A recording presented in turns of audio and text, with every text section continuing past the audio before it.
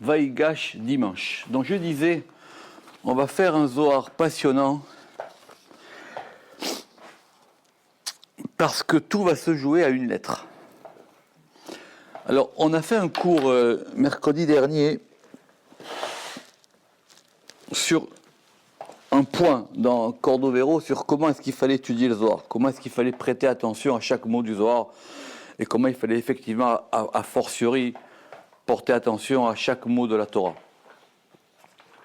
L'importance des mots, des verbes, des phrases, des structures, parce que tout est dans le texte. Je répète ça, mais il faut le répéter sans arrêt. Un verset, c'est pas une phrase, c'est pas une proposition. Un verset, c'est à la fois une question et une réponse. Et c'est dans le verset qu'il y a tout. Quand on sort du verset, on est sorti du chemin. Plus on rentre, plus il faut rentrer dans le verset. Alors, Parashat Vaïgash, qui est l'avant-dernière parasha du Sefer Bereshit, c'est la fameuse rencontre de Yehuda et de Yosef. Enfin, c'est pas vraiment une rencontre, parce que pour ceux qui connaissent un peu l'hébreu, Vaïgash, c'est vraiment, c'est presque un affrontement, quoi. D'accord ? Il y a en plus un dagesh dans le guimel là-bas. Alors c'est vrai que l'hébreu moderne a fait de ça la pégisha, d'accord, la rencontre. Mais la pégisha, c'est quand on met un P. Ça veut dire c'est à la forme auto, c'est-à-dire c'est rencontrer quelqu'un. Mais vaïgash, juste pour faire un peu d'hébreu, en hébreu moderne, la guéchette, elle, ça veut dire oui, solliciter, se présenter à... c'est même servir. C'est même servir, puisqu'un plateau, c'est un magash, d'accord ? Puisqu'un plateau, c'est un magash. Mais ici, cette forme de vaïgash, elle est un peu particulière. Je vous dis, il y a un dagesh dans le guimel, ils se sont presque rentrés l'un dans l'autre, quoi. Ça veut dire, d'abord, juste pour l'histoire, Yehuda était prêt à aller à l'affrontement avec Yosef pour pouvoir récupérer Binyamin dont il était garant, et que tout Yosef qu'il était, il n'a pas eu peur de Yosef, bien qu'il mette les formes. Vous voyez, quand il lui parle, etc., il met les formes, il dit oui, c'est vrai, tu es un prince, etc., mais tout prince que tu es, moi je suis le responsable de la famille de Yaakov, et donc ça ne va pas se passer comme ça, cette histoire, etc. Bref, ça c'est l'histoire du début de Vaïgash. En plus, il y a marqué Vaïgash Elav. Il s'est présenté vers lui, quoi. Ça veut dire qu'il a voulu affronter vraiment Yosef. Bon, on connaît la suite, ils vont se reconnaître, se découvrir, et c'est le début de l'installation, parce que c'est de l'installation de Yaakov et ses enfants en Égypte, et le début donc de l'exil, selon certains avis, bien que d'après certains autres, l'exil n'a commencé qu'à la mort des enfants de Yaakov, c'est-à-dire à la mort de Yosef et des chefs de tribu, quoi, c'est-à-dire les enfants, puisque tant qu'ils étaient là-bas, l'exil n'a pas commencé. Bref, d'après le Zohar, c'est le Zohar qu'on va faire aujourd'hui, évidemment que cette confrontation, elle a un sens plus profond, puisque c'est la confrontation de deux principes, quoi. C'est la confrontation. Alors, il y a eu ça a été beaucoup expliqué dans d'autres textes. C'est Yehuda qui, c'est deux visions différentes, quoi. D'abord, Yehuda, c'est le fils le plus important des enfants de Léa, pour des raisons complexes, puisqu'il n'est pas l'aîné, puisque l'aîné c'est Réhouven, et Yosef, c'est l'aîné de Rachel. D'accord ? Et ils se confrontent pour Binyamin. C'est intéressant. Ils se confrontent pour Binyamin. Pour entrer dans le sujet du Zohar, vous savez que Yehuda, de façon directe, il est l'ascendant du roi David. D'accord ? Puisque de Yehuda naîtra Péretz, et de Péretz, on arrivera en ligne directe jusqu'à David. Donc c'est lui le représentant de la Malchout. C'est lui le représentant de la royauté. Et d'ailleurs, bien, on voit que c'est lui le roi, quoi. C'est lui le chef des frères, toujours d'après le chat. C'est lui le chef des frères. J'ai lu un zohar intéressant qui dit qu'après la vente de Yosef, ses frères l'ont placé en nidouille. C'est pas, alors il y a le nidouille et il y a le chérem. Le chérem, c'est vraiment l'excommunication. Le nidouille, c'est un peu le bannissement. Voilà. Il a été banni par ses frères. Ses frères, lui, en ont voulu. Et ce qui est la raison pour laquelle il est marqué que Vaïred, il est descendu, d'où le mariage avec Tamar, etc. Donc, puisqu'on parle de royauté, il faut qu'on aborde cette question de la royauté. C'est quoi la royauté? C'est quoi la malchoute? Comment ça se joue ce point de la malchoute?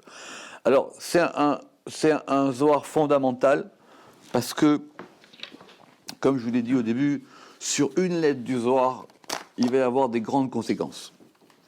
Alors, ça commence par une histoire. Rabbi Yehuda et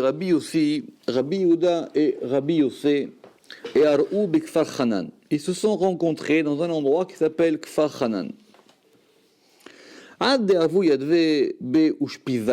Et ils étaient encore assis dans leur auberge ou chez la personne qui leur avait invité, mais c'est peut-être plus simple que c'était une auberge.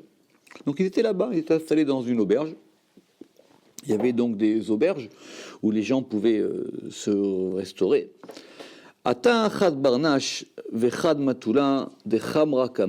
Et quand vint un homme et un âne chargés devant lui, il entra dans l'auberge. Alors, il y a beaucoup d'histoires dans le Zohar qui commencent comme ça. Il y a quelques-unes où il y a deux grands personnages, et tout d'un coup, il y a un petit personnage auquel on ne prête pas attention. Alors, ça arrive beaucoup de fois dans le Zohar. C'est à chaque fois avec un effet narratif très fort, parce que... Et à chaque fois, ce petit personnage devient grand. D'accord? Alors une fois, dans Sabbat des Mishpatim, c'est un vieillard dont on a l'impression qu'il sort d'un asile psychiatrique, parce qu'il leur dit qu'il a vu des serpents qui mangent des grenouilles, etc. Une fois, c'est un enfant, le Yenouka, dont on se dit qui c'est. Et bien la grandeur du Zohar, c'est que les personnages qui sont là, ils lui disent pas rentre chez toi, d'accord? Ils l'écoutent et à la fin ils disent toi tu sais quoi, t'es plus grand que nous. Ça c'est la grandeur du Zohar, c'est qu'on savait écouter les gens qui avaient des choses à dire. Donc effectivement arrive un homme et lui il est avec son âne, donc c'est peut-être un marchand, etc. Et il entre dans l'auberge. Adachi, donc entre-temps, on a ces deux grands personnages, Rabbi Yehuda et Rabbi Yossi, ils sont en train de parler de Torah, de choses très importantes, et tout ça. Et donc, entre-temps, Amar Rabbi Yehuda et Rabbi Yossi, Rabbi Yehuda, il dit à Rabbi Yossi, Ataninan, voilà, on a enseigné de David Malka, Ava mitnamem kesus, Veshene tezair. Donc, c'est connu. Alors, il faut être précis avec le Zohar, d'accord? Évidemment, si on parle du roi David, c'est que le Zohar veut nous parler de cette question de la malchoute, puisque qui représente la malchoute beaucoup plus que le roi Salomon, c'est le roi David, puisque c'est Meler David, c'est lui auquel est associée la royauté. Et le roi David, c'est une Gemara connue que le roi David, il avait un sommeil de cheval, d'accord? Or, un cheval, ça ne dort pas beaucoup. D'accord? Puisqu'un cheval, je crois que ça dort debout même. Je crois que ça dort debout. Quand il se couche, c'est que c'est fini. Un cheval, ça dort debout et il s'endort par petites périodes. D'accord? Donc, le roi David, il s'assoupissait comme un cheval et que son sommeil était léger. Bon. Tous les grands personnages, on s'intéresse à chacun des détails de leur vie, mais dans le roi David, il y a peut-être forcément une raison. Alors, première question, c'est que c'était peut-être pas forcément une nature. C'est que le roi David, pour lui, il fallait pas dormir. D'accord? Donc, il avait un sommeil de cheval. Or, tout le monde sait que le roi David, en tout cas, bien que cela apparaisse plusieurs fois dans la Torah avant le roi David, mais il y a un verset dans les psaumes qui dit que David disait que je me lève au milieu de la nuit pour te louer. Donc on savait que le roi David se levait au milieu de la nuit pour se louer. Il y a même un midrash ramené par la Gemara très célèbre où le roi David avait une espèce de harpe qui était au-dessus de son lit. Et quand était le milieu de la nuit, Ratzot, il y avait un petit vent, qui était un vent du nord, au roi Artsafon, et qui faisait une petite mélodie sur cette harpe, et il se réveillait. D'accord ? En tout cas, il se réveillait, ou on va voir d'après ce soir, cela lui indiquait le moment du milieu de la nuit. Vous savez que, on a parlé de ça plusieurs fois, cette histoire de Ratzot, que ça apparaît plusieurs fois dans la Torah. La première fois où ça apparaît vraiment, ça apparaît avec Abraham.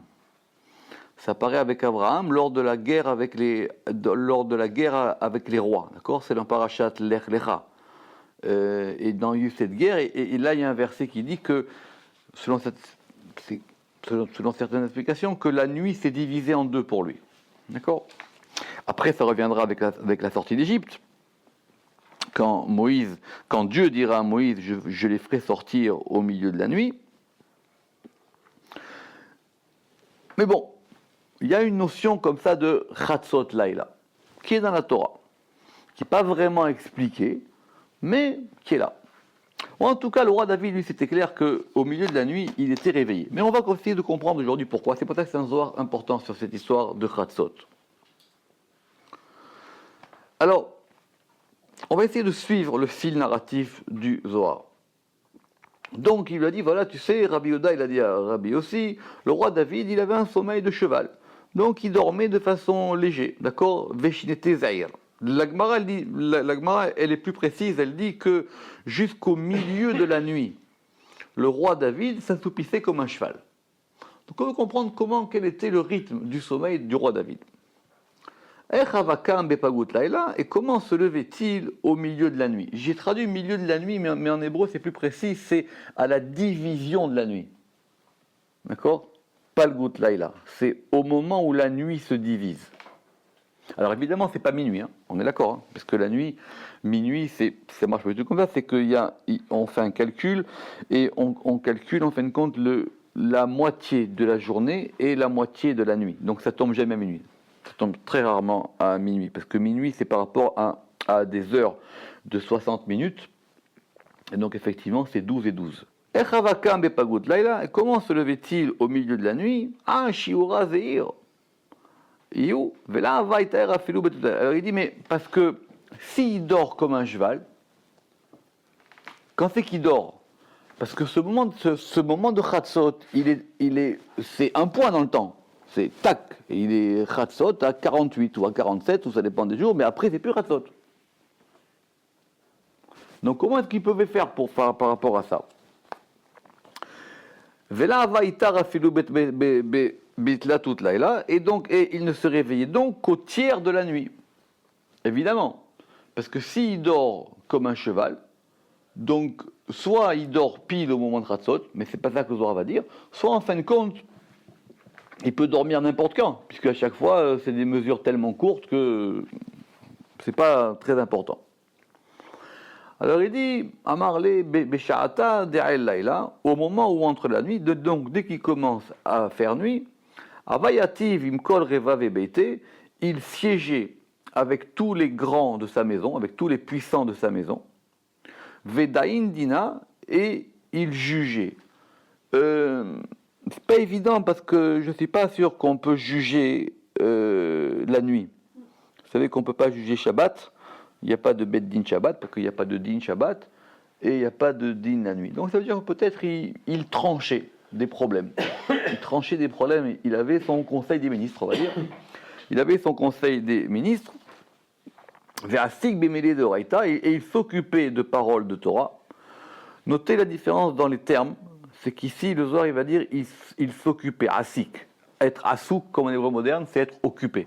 D'accord ? Animit asek, je m'occupe à. D'accord ? Quand on dit à quelqu'un, écoute, je suis asouk, je suis occupé, rappelle-moi plus tard. Ulbata, et ensuite, Avanaim Shenete, il dormait de son sommeil jusqu'au milieu de la nuit.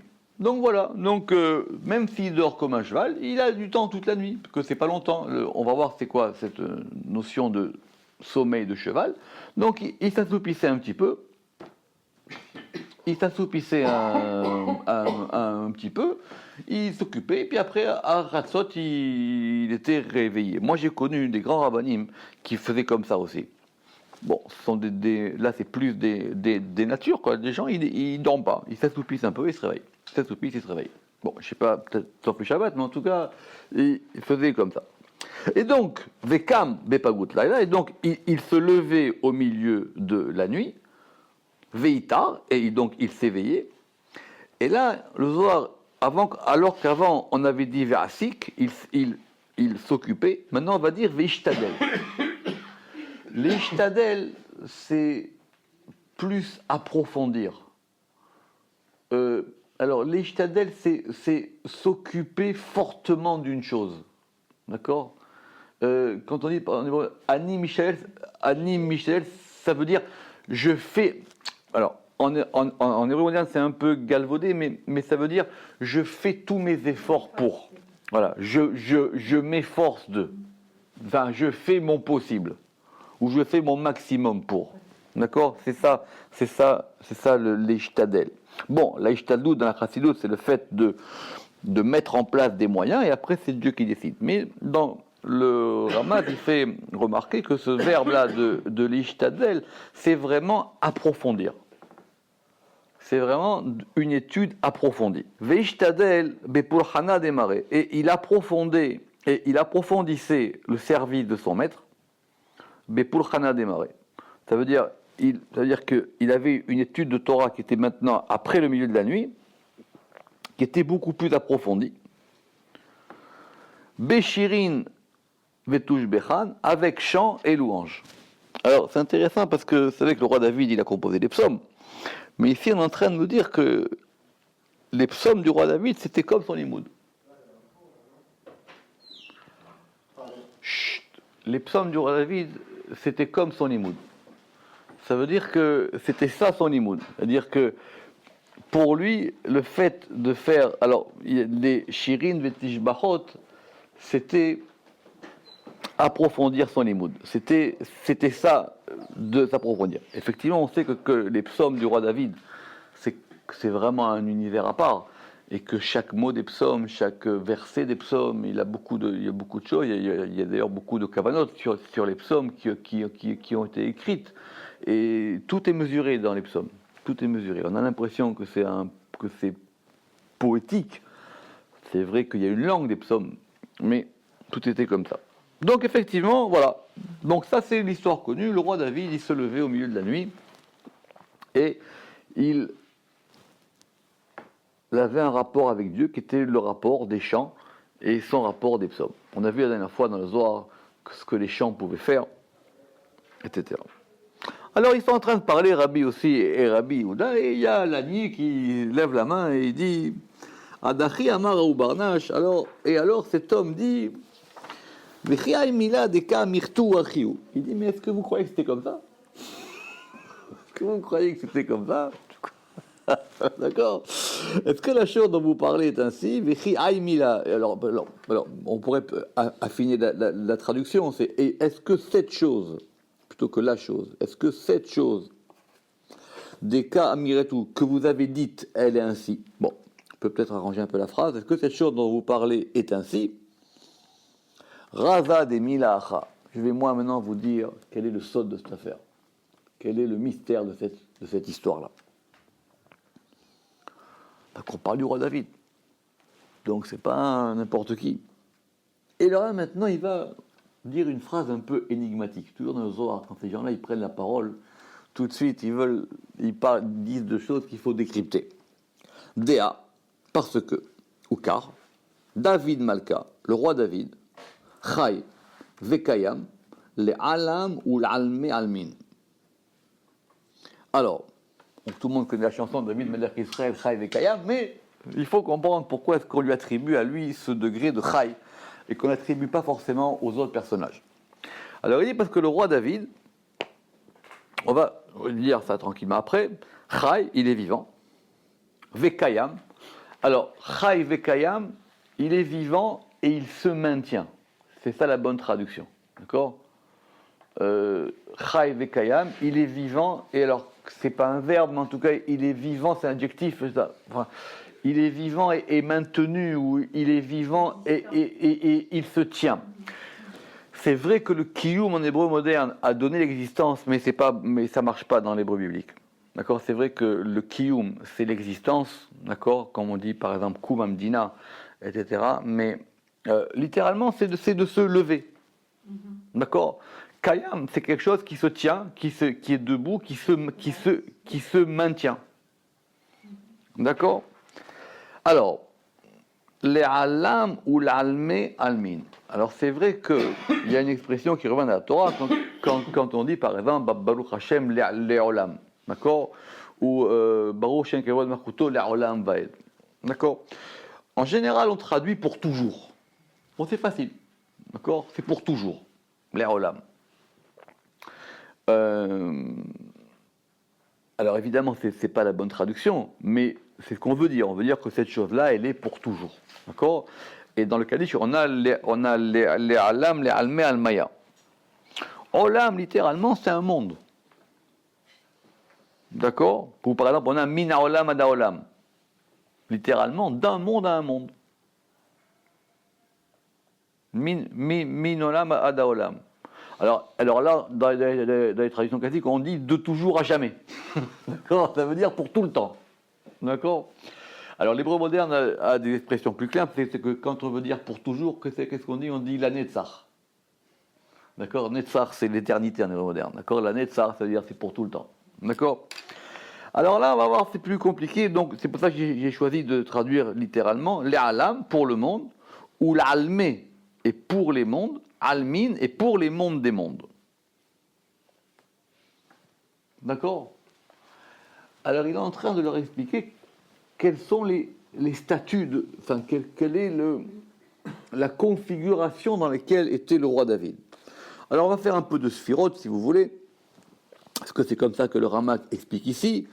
Donc le roi David, lui, il est lié à Malchut, d'accord? Il est vivant, il est Chai, Vekayam.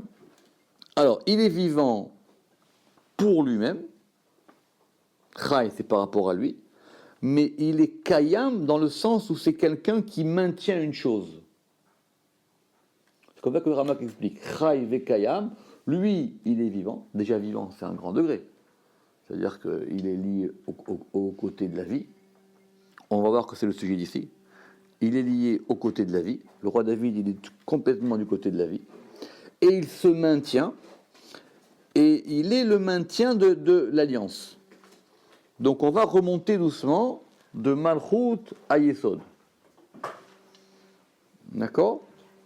Le'alam ou l'alme almin, pour le monde et pour les mondes. Alors, le Ramak dit qu'il veut montrer que le roi David, il est lié à tous les côtés. Donc, en tant qu'il est roi David, il est Malchut. En tant qu'il est Chai Vekayam, ça remonte au niveau de Yesod.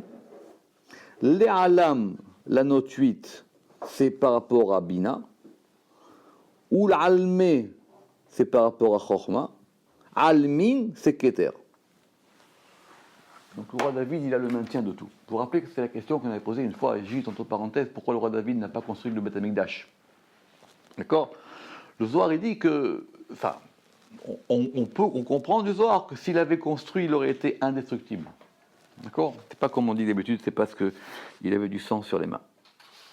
Donc comme le roi David, il a ça, et c'est intéressant parce qu'il avait cette perception, ça, David. David, il savait qui il était. Il s'est beaucoup battu, il a forcément douté beaucoup de lui, mais il savait, en tout cas, ce pourquoi il se battait. Il savait ce pourquoi il était là.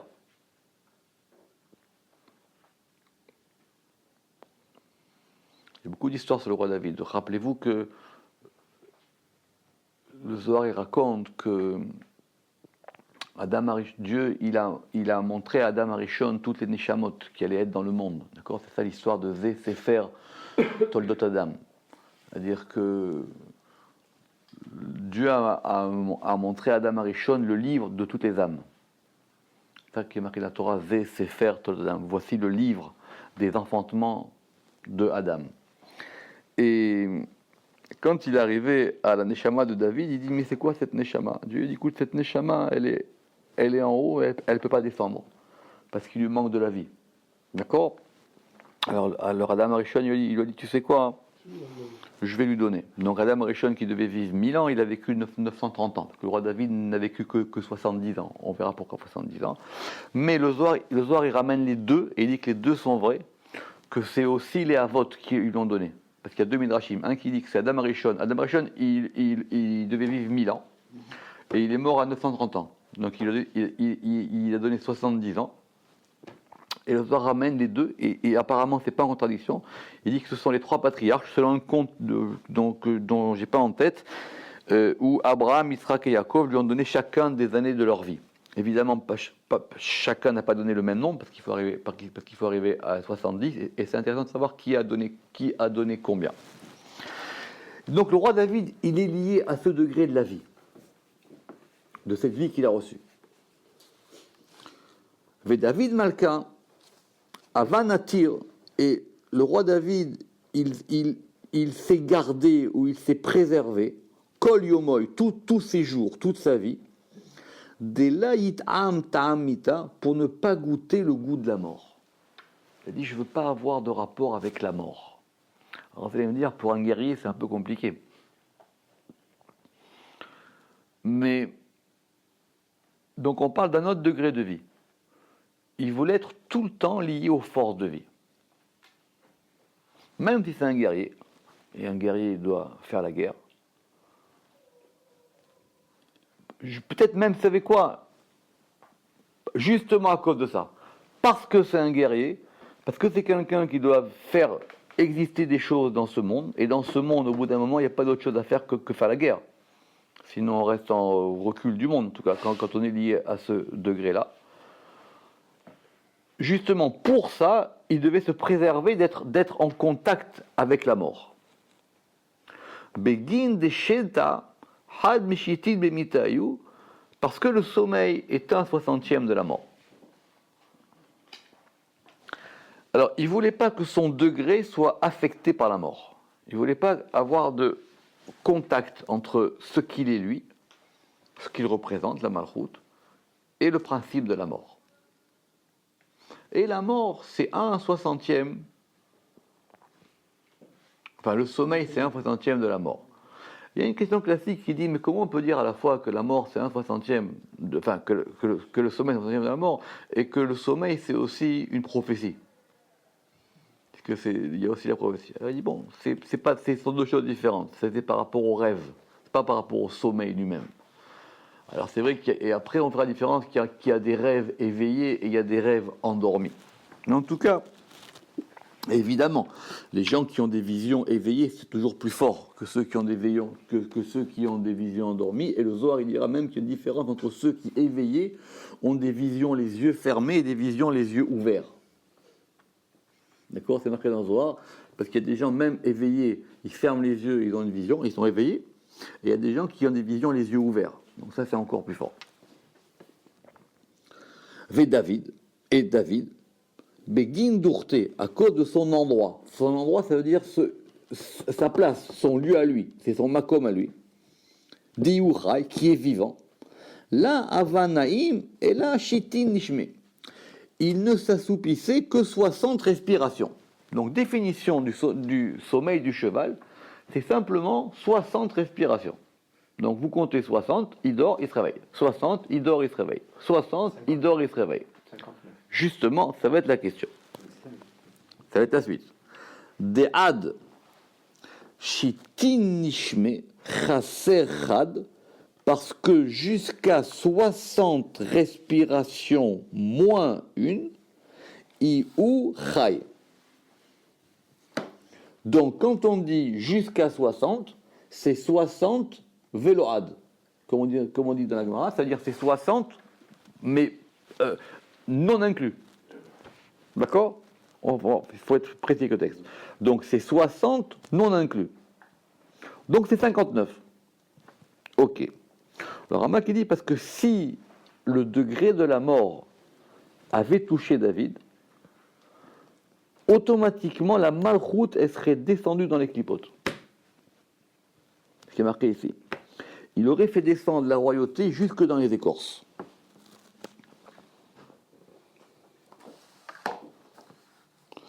Mitaman, hein? C'est 10 dans 6 en fait. On va voir doucement. Mitaman oulala, à partir de là et après, ça veut dire quoi? À partir de la 60e. D'accord? Donc, dès la 60e respiration incluse. Ta'im barnaj ta'ama demuta, l'homme y goûte le goût de la mort. Veshalit be, et domine en lui, sitra deruach masava, et domine en lui le côté de l'esprit d'impureté. Donc, première question. Est-ce que c'est que pour David ou est-ce que c'est pour tout le monde?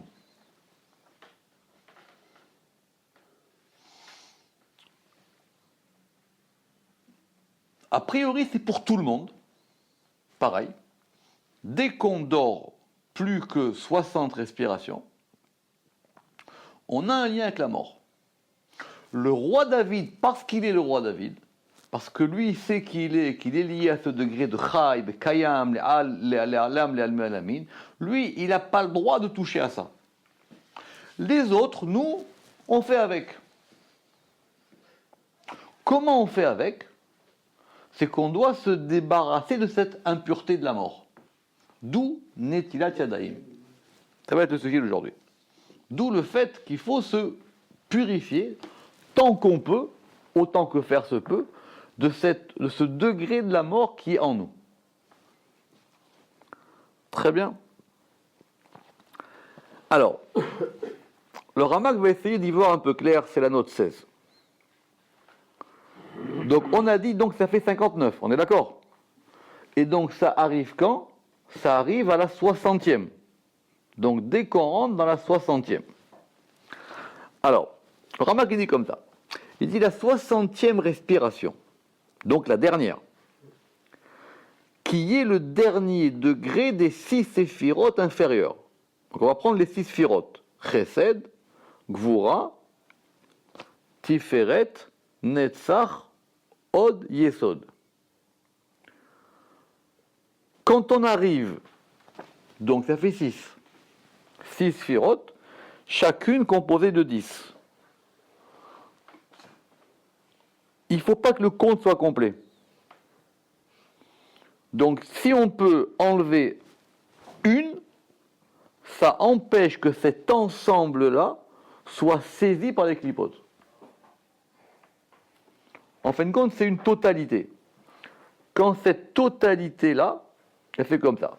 Question, c'est, mais cette totalité, elle est séphirotique ou elle est dans le temps? Apparemment, ici, elle est dans le temps. Donc on va rentrer dans le problème du temps. D'accord? Donc quand ça rentre dans le temps, quand il s'endort 60 respirations, pour lui, David, il ressentait, ou en tout cas il savait que tout de suite, si ce degré de la mort le touchait, c'était fini. Enfin, c'était fini. Il y avait quelque chose auquel il... C'est comme quelqu'un qui a une allergie, d'accord? Quelqu'un qui a une goutte de gluten, d'accord? Il ne peut pas, voilà. Lui, David Ameller, il est allergique à ça. Il ne peut pas toucher à ce degré-là. C'était son allergie à lui. D'accord? Il était... Non, non. Veda, et cela, Avanatir David Malka. Alors, peut-être, et cela, David Ameller le gardait. C'est peut-être plus précis. David Ameller le gardait. C'est-à-dire quoi? Il gardait cette chose-là, donc il la préservait. Delayit am ta'ama demuta, pour ne pas goûter le goût de la mort. Vela yashlit be sitra derucha achara, et que ne domine pas en lui le côté de notre esprit. Donc c'est clair, il ne voulait pas toucher à ça. Question. On va y revoir très précisément maintenant. Donc c'est tout le temps. C'est tout le temps ou c'est pas tout le temps? Oui, c'est tout le temps. Naniar. Donc maintenant, Quel rapport avec Ratzot alors? Ce soit que tu dormes l'après-midi, le matin, le soir, l'après-midi, ou le Shabbat, ou le dimanche. Quel rapport avec Ratzot? Si tu me dis maintenant que c'est 60 tout le temps, donc c'est 60 tout le temps, on va voir que les Mefarchés à Zohar, ils ne veulent pas l'entendre. Ils veulent entendre que ça a un lien avec Ratzot. Parce que le Zohar nous apparaît de ça. D'où la note 17, sur laquelle on va revenir, qui est dans le sommeil avant le milieu de la nuit. Mais ça va être, j'ai pas mis de nom à cette note parce que justement ça va être tout le débat. Qui a rajouté ça? C'est moi. Mais donc tout le problème va être là. Notez que d'après la halakha, le chiyuv de Netilat Yadayim ne s'applique qu'au sommeil de la nuit. Si vous faites une sieste l'après-midi, même de 3 heures, vous pourrez faire Netilat si vous voulez, mais il n'y a pas de bracha. On ne fera pas al Netilat. C'est simplement quand on dort la nuit. Toute la question, elle est là. On prend notre temps. Begin. Le Zohar maintenant explique l'histoire. Begin. Des shitin nishme chaser chad. Maintenant c'est clair. Parce que 60 respirations moins une. Donc là c'est maintenant. Donc maintenant on sait que c'est 59. Iuraza de chaim de lela. Ça c'est le mystère des vies d'en haut. Ad shitin nishmi. Jusqu'à 60 respirations. Des inun shitin nishmi ilain. Qui sont les 60 respirations supérieures, ve'ilin raza deleun, et elles en sont raza deleun, leur mystère, des talian be'un haye, dont dépendent les vies. Ce qui veut dire que les 60 respirations d'en bas, déclenchées par le sommeil, on ne sait pas quand, ça renvoie à un degré qui est en haut, celui des 60, et 60 moins 1, c'est la vie. Voilà ce que nous dit le Zohar. Et ça s'appelle la vie d'en haut. Je n'en sais pas plus, c'est marqué dans le Zohar.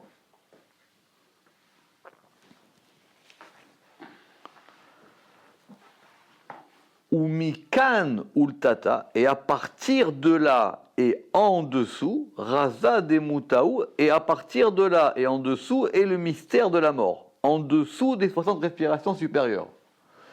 Donc je ne comprends pas comment le Zohar fait les choses, c'est très compliqué. Apparemment il veut dire que en haut il y a 60,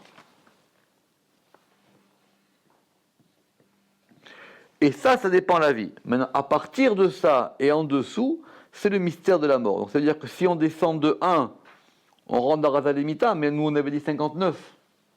Alors, peut-être qu'en haut, ce n'est pas le même ordre. C'est une question à laquelle je n'ai pas de réponse. À moins qu'il y ait une autre version, à moins qu'il y ait une autre version à propos de ce Ultata. Mais, ou Mikan Ultata, et à partir de là et en dessous, ou peut-être quand on descend de ce degré-là de 59, ou quand on remonte. Raza de Mutaou, il dit, ça, c'est le mystère de la mort. Il faudrait que je regarde plus approfondément dans mes Mefarchés à Zohar, mais je n'ai pas de réponse à cette histoire-là. Ve'alda, et pour cela, David Malka ava mesha'er shiura de Leila. Le roi David, il mesurait la mesure de la nuit. Donc c'est la nuit. Donc c'est la nuit. Pas venir ce soir. Ce soir très compliqué. On a l'impression qu'il nous raconte une histoire, mais il faut faire attention. Donc, et c'est pour ça que David, il mesurait la mesure de la nuit. Si tu me dis que c'est 60 respirations, dis-moi c'est tout le temps. Tout ça, c'était uniquement pendant la nuit. Begin de Yitkayim Bechaim, pour qu'il subsiste, pour qu'il se maintienne, si on veut être cohérent dans le vocabulaire, pour qu'il se maintienne dans les vies. Des la ishlet beta'ama demuta, pour que ne domine pas en lui le goût de la mort. Donc cette notion des 60 respirations ou des 59, ça se passe pendant la nuit.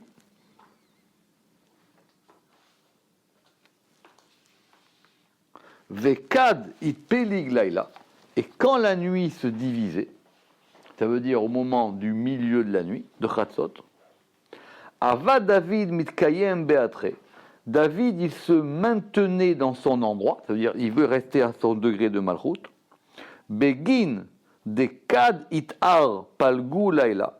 Parce que quand s'éveille la division de la nuit, là je l'ai mis clairement, vekitra kadisha itar, et que la couronne sainte s'éveille, ba'a de la leashkachale, David ne doit pas se trouver attaché Be'atar achara à un autre endroit, Be'atar demuta, à l'endroit de la mort. Or là, Mefourash, le Zohar, il nous dit que quoi? Que ce Atar demuta, il est quand? Il est à Chatzot. On relit. C'est pas facile, hein? Tout est basé là-dessus. Tout le digne de Chatzot et tout ça, dans le Harizal et dans le Nar Shalom et tout ça, il est basé sur ce Zohar. Mais si on relit cette phrase, il dit Vekadit pelig laila, et quand la nuit se divisait, Avad David mitkayem beatre, David il se maintenait dans son endroit. Begin, car Dechad itar palgulaya, parce que quand s'éveille la division de la nuit, donc à ce moment précis du milieu de la nuit, Vekitra kadish aitar, et que la couronne sainte s'éveille. Alors, il y a beaucoup de choses qui sont dites sur qu'est-ce qui se passe à ce moment de Chatzot. On dit que c'est le moment où Dieu il descend d'en haut pour aller dans le Gan Eden, pour aller l'ishtashia, pour se délecter ou pour parler, ça dépend comment on traduit l'ishtashia, pour pouvoir discuter avec les tzadikim.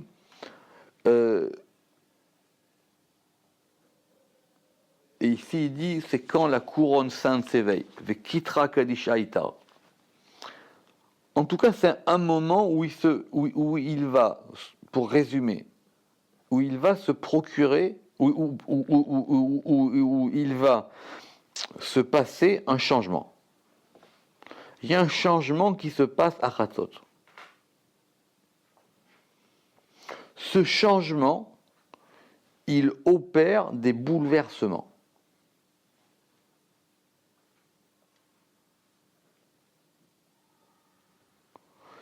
Et l'une des conséquences de ces bouleversements, c'est que ça génère une impureté.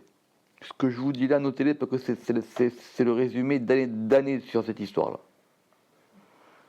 Et ça va engendrer une impureté.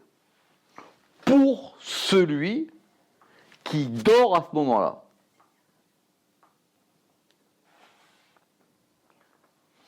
D'après le Pshat, simplement, si on divise la nuit en deux parties, il y a une partie avant Chatzot et une partie après Chatzot, comme dans la journée. Si on divise la journée jusqu'au zénith, puisque le zénith c'est quand même plus Chatzot, c'est le milieu de la course du soleil pendant la journée, de l'heure 0 à l'heure 6, le soleil est en phase ascendante, à Chatzot, il est en phase zénith, et à partir de Chatzot, il va être en phase décroissante.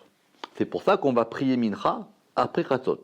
C'est pour ça que, et je vais m'énerver un petit peu, on n'a pas le droit de terminer l'office de Moussaf, quel que soit le jour de l'année, avant Chatzot, après Chatzot, que ce soit Rosh Hashanah, Kippour, etc. Ils se plantent tous là-dessus. Parce que si on termine Moussaf à 2h ou à 3h, que Chatzot est passé, c'est fini, c'est plus Moussaf. Et d'abord, même d'après la Lacha, on rentre dans des histoires très compliquées, parce que normalement, il faudrait faire Mincha avant Moussaf, à cause etc. Même Shabbat, par exemple, il faut faire attention à commencer le repas avant Chatzot. Sinon, parce que ça s'appelle que tu as jeûné la moitié du... Donc, c'est-à-dire qu'il faut faire attention à ce point de Chatzot. D'accord ? Jamais. Hein ? On le fait jamais. C'est un problème.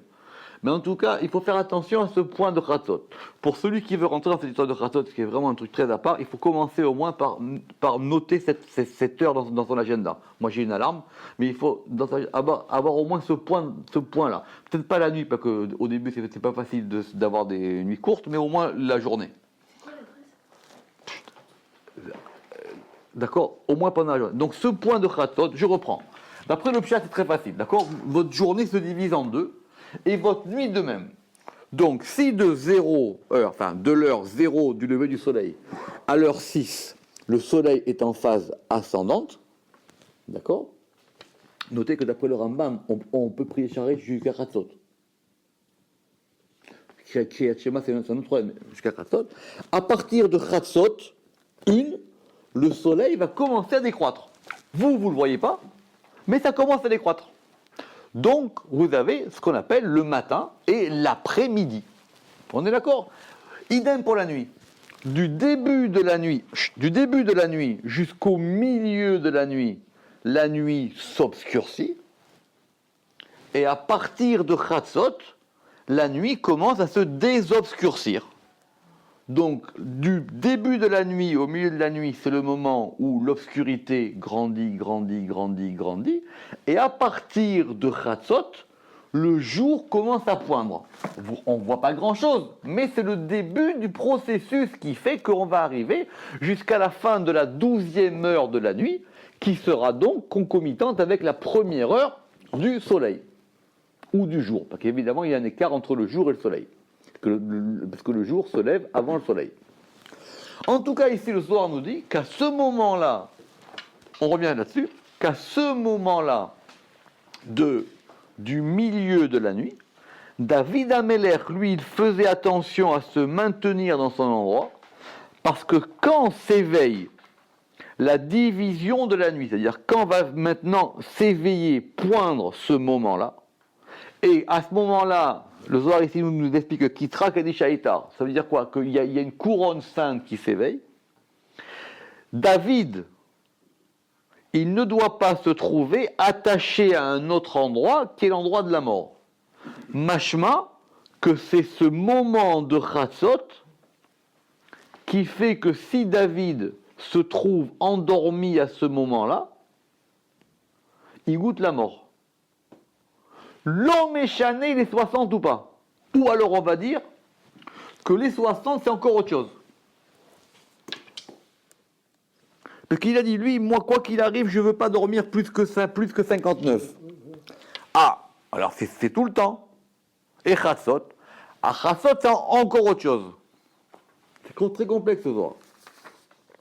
Alors maintenant, accrochez-vous, parce qu'on a un passage du Zohar qui n'est pas clair. Alors vous savez que, je ne vais pas perdre dessus, vous savez que le Zohar c'est un texte très compliqué parce qu'il a eu beaucoup de versions. Alors que le Talmud, il y a eu beaucoup de versions, mais très tôt, on a commencé à avoir les bonnes versions du Talmud. D'accord? On a mis de côté les textes, on a mis les braïtot, c'est-à-dire les choses qui étaient à l'extérieur, etc. Le texte du Zohar, il a fallu du temps pour que ce texte-là il soit établi, et d'autant plus que les éditeurs du Zohar, ils ont mis leurs pattes dans cette histoire-là, donc c'était pas évident. Mais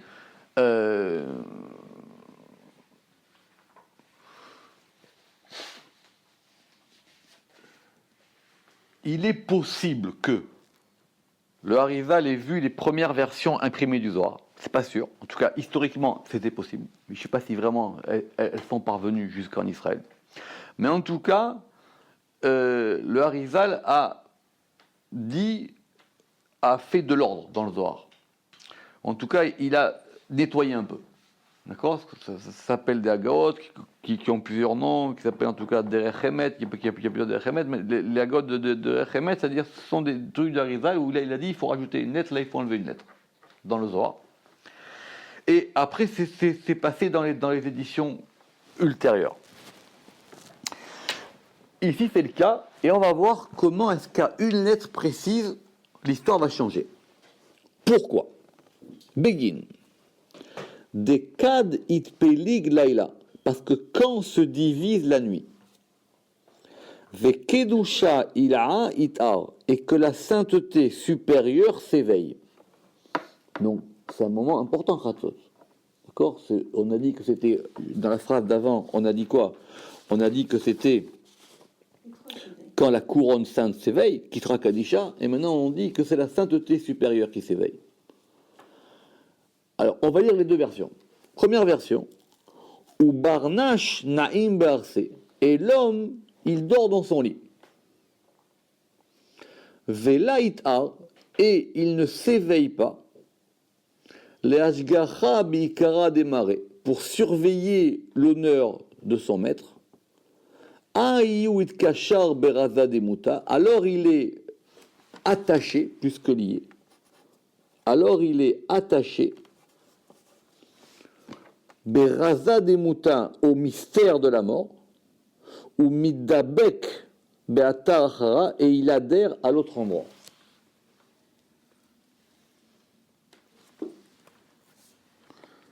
Ça veut dire que, on va prendre notre temps parce que c'est très compliqué. Donc, le Zohar ici nous donne la conclusion. Quand, maintenant, le roi David, on n'en parle plus. C'est l'homme simple, vous et moi. On relit. Quand la nuit se divise, donc au moment de Tikkun Chatzot, et que la sainteté supérieure s'éveille, et l'homme dort dans son lit, donc si vous dormez au moment de Chatzot,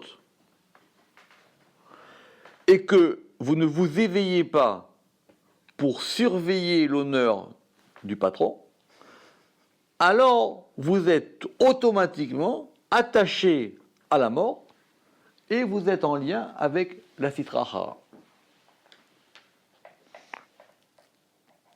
Première question.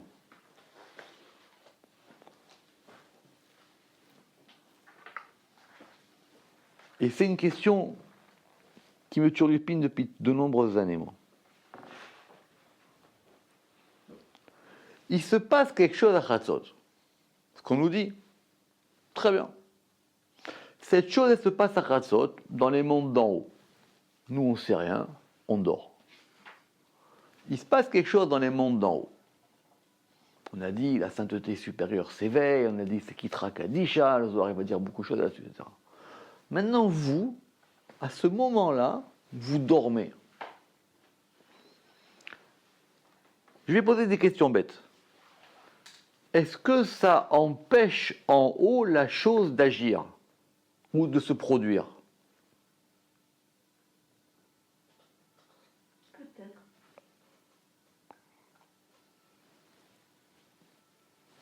Si on sait que le 7e jour de la semaine, c'est Shabbat, le 10e jour du mois de Tishri, c'est Kippour. Très bien. Si moi je ne fais pas Shabbat, Chas v'Shalom, ou si je ne fais pas Kippour, c'est quand même Kippour. C'est quand même Shabbat. C'est quoi le problème? Le problème, c'est que je ne participe pas à cette chose-là. La chose, elle se produit quoi qu'il arrive. Ça se passe dans les mondes d'en haut. Ça se produit. C'est partie de l'ordre du temps. C'est partie de l'ordre du temps supérieur. En gros, ça se passe comme ça. Mais c'est là. Quelqu'un, il a oublié ses Shabbats. Il a oublié ses Shabbats. Il a oublié. Comme celui qui est parti, vous connaissez l'histoire, celui qui est parti dans la forêt, etc. Il a oublié ses Shabbats. Il ne sait pas, ou il a perdu son calendrier, ou il est sur la lune, je ne sais pas, l'homme chané. D'accord? C'est quand même Shabbat, oui ou non? C'est Shabbat. Maintenant, lui, c'est quoi le problème? Le problème, c'est qu'il ne participe pas à cette chose-là. Vous comprenez comment je vois les choses? Donc, comme il ne participe pas à cette chose-là, donc il s'en exclut. Ou il exclut. Si, ça dépend après s'il est Béchogeg ou Bémévide dans l'Alacha. Mais en tout cas, il va lui s'exclure de cette chose-là. En s'excluant de cette chose-là, il fait que sa conduite à lui, en bas, ne correspond pas à quelque chose qui se passe en haut. Quelqu'un, il veut se reposer le jeudi. Il dit, ok, vous savez quoi, il y a un Shabbat, c'est pas de problème, je comprends Shabbat. Moi, je vais faire Shabbat jeudi, ça m'arrange. Ça m'arrange. Il y a des meilleurs fruits au marché, il y a moins de monde sur les routes, la synagogue est vide, ça m'arrange, je suis plus tranquille avec mes copains. Pourquoi je dois faire Shabbat? Laisse-moi faire Shabbat un autre jour, j'ai compris, je fais Shabbat, je me repose. Parce qu'on veut que l'action que lui de son Shabbat corresponde à un moment qui s'appelle Shabbat. C'est une question fondamentale, ça.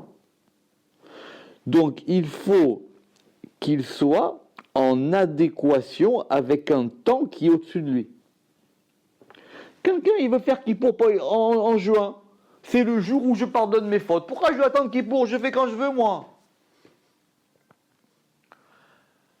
Parce qu'il y a un temps qui s'appelle Kippour. Ce temps qui s'appelle Kippour, c'est un jour propice à quelque chose qui va s'appeler le pardon. Donc il y a un temps.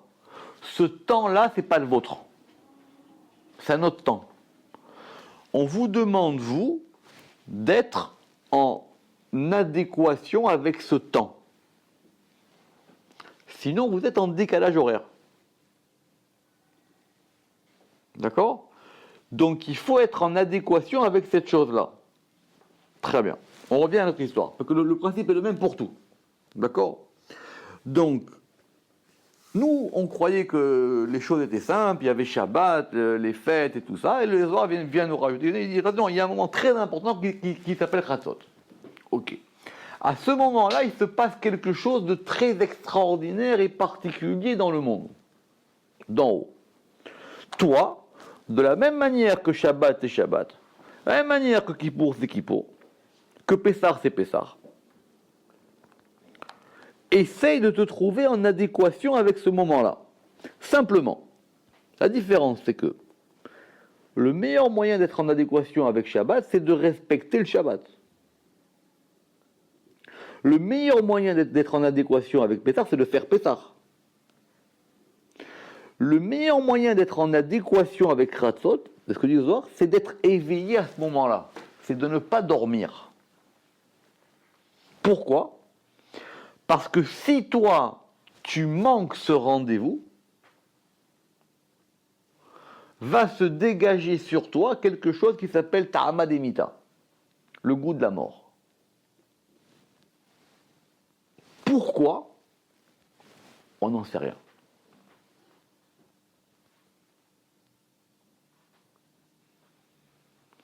Je peux comprendre, Shabbat c'est le jour où Dieu s'arrête de travailler, où tout s'arrête. Alors moi aussi je dois me mettre en adéquation avec ce qui se passe Shabbat. Shabbat c'est le jour où il n'y a pas de travail, moi je ne dois pas travailler. Pessah c'est le jour de la matzah, je mange de la matzah. Pourquoi je mange ce jour? Parce que c'est le jour-là qui correspond à Pessah d'en haut. Et Kippour c'est pareil, c'est le jour où les fautes sont pardonnées, alors ce jour-là, je fais en sorte d'être plus circonspect et de réfléchir plus à mes fautes que les autres jours de l'année. Maintenant, Chatzot, c'est à part. Chatzot, c'est le même principe. Il y a quelque chose qui se passe dans un temps d'en haut. Dans ce temps d'en haut, maintenant, moi, je dois être en adéquation avec ce temps, avec ce qui se passe en haut, en bas. Comment? Ici, le Zohar nous le dit, en étant éveillé. Parce que si je ne suis pas éveillé à ce moment-là, ça va procurer sur moi le goût de la mort.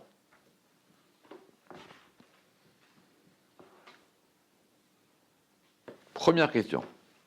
Deuxième question. Je peux comprendre que si je ne fais pas Shabbat alors que c'est Shabbat dans les mondes d'en haut, je m'exclus de la chose. Et donc, je suis ce qu'on appelle un Mechalel Shabbat, c'est-à-dire je transgresse le Shabbat. Littéralement, le Zohar, il dit que je le vide. J'en fais un halal. Je vide le Shabbat. Je le vide. D'accord? Très bien. Si je ne fais pas Kippour, alors je m'exclus de ce principe général du pardon. Ok, c'est encore une histoire d'adéquation. Maintenant, le Zohar, il dit ici que c'est un moment où s'éveille un degré. Il y a ce que dit Itar. Il y a un degré qui s'éveille. Et ce degré qui s'éveille, il provoque pour celui qui n'est pas éveillé à ce moment-là une impureté. La halakha, elle a tranché les choses. C'est la raison pour laquelle, quand on se lève le matin, on fait Netilat Yadayim avec Beraha. C'est le seul moment où on fait Beracha V'Nezaim. Parce qu'on a une impureté et on doit s'en dégager. Donc, comme tout le monde ne peut pas être réveillé à Chatzot, on dort la nuit. Mais le matin, il faut enlever ça. D'où les gens qui sont mahmirim, qui ne marchent pas 4 pas avant d'avoir fait une Netiyadim, etc., etc. D'accord. C'est. D'accord. Je reprends. De cette version-là,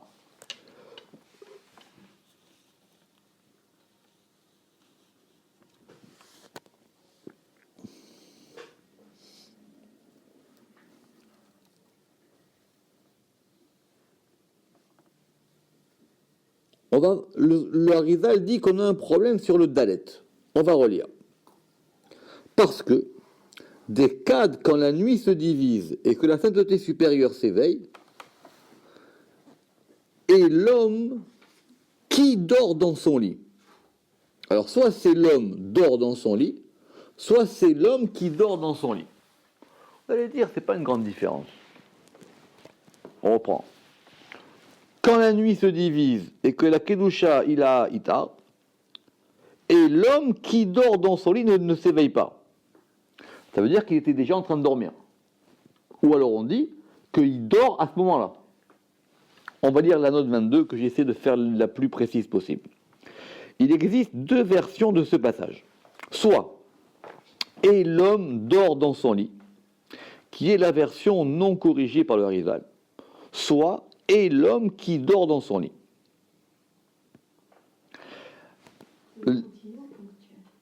La première version sous-entend que celui qui dort après le milieu de la nuit serait affecté par l'impureté de la mort présente à ce moment-là. Parce que si on dit « et l'homme dort dans son lit », on dit qu'il continue de dormir. Ça veut dire que c'est très précis cette histoire-là. La seconde entend que celui qui va dormir après le milieu de la nuit ne sera pas affecté par cette impureté. Et c'est comme ça que le Harizal il est possèque, et c'est comme ça que Nar Shalom et le Rachash ils sont possèques.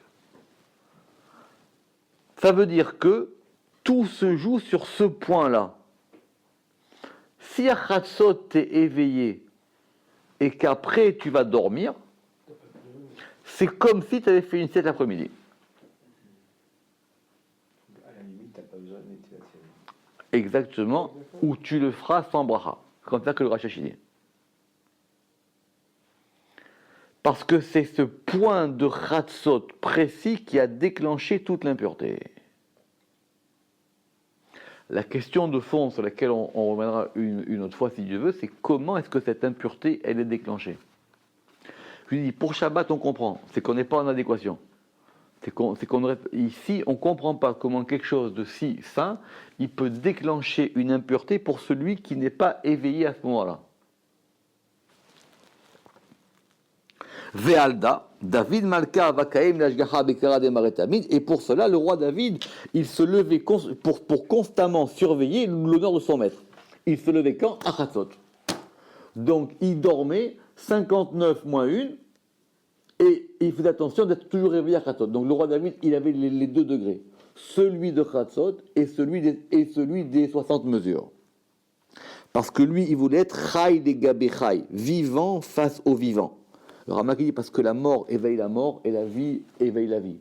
Celui qui est attaché aux forces de mort, il est dans la mort. Celui qui est attaché aux forces de vie, il est dans la vie. Et c'est très dur après d'inverser la tendance. Velanaim Beshenta, et il ne s'endormait pas dans son sommeil pour goûter le goût de la mort. Et donc lui, cette chose-là, il ne voulait jamais y avoir à faire, que ce soit Chatzot ou pas Chatzot. Il ne voulait pas toucher à ce degré, que ce soit Chatzot ou pas Chatzot. Simplement, le Zohar, il a tiré ça, c'est pour David. Nous, c'est par rapport à Chatzot. Ou Begin, car, et à cause de cela, Ava Mitnamem Kessus, il s'assoupissait comme un cheval. Shitin Nishme, 60 respirations, mais on a compris que c'était 60 moins 1. Vela Bishlimu, et pas complète. Donc on a Rabbi aussi, Rabbi Yehuda, il pensait parler tranquillement de choses comme ça, etc. Et il y a ce petit dont on ne connaît pas son d'accord, etc. Très bien. Rabbi Yehuda et Rabbi aussi, Nishkaou, ils l'ont embrassé. Amoulé Mashmach, et ils lui ont dit, quel est ton nom? Quand ils disent quel est ton nom, ça veut dire quel est le shorech de ta neshama. Il y a un maasé au début de Zohar d'Akdama Bereshit où il y a quelqu'un qui parle et il ne veut pas leur répondre. Ce qu'il va expliquer là-bas à propos de l'histoire de Ben Ishraï. Et il ne répond pas, parce que c'était le fils de Rav Amnuna Saba. Il dit, mais on ne veut pas savoir ton nom, on veut savoir d'où tu viens, d'où elle vient ta neshama. Qui es-tu pour qu'on te rende compte à ce moment-là et que tu dis quoi. Et alors là, la réponse va être claire. Il lui a dit, Amar Léon, il a dit, je m'appelle Chizkia. Il n'a pas dit le rabbin Chizkia, il a dit, je m'appelle Chizkia. Alors ils ont dit, Amroule Yeta Shechelach, Yesher Koach, que se fortifie ta puissance, Vetakef Oraitar, et que ta Torah se renforce. Pourquoi? Parce que Chizkia sont les mêmes lettres que c'est lié à Chazak. D'accord? Donc tu es fort et que tu continues à être fort. C'est-à-dire que tu continues à être de ce degré. Baruch Adonai Leolam. Amen ve Amen.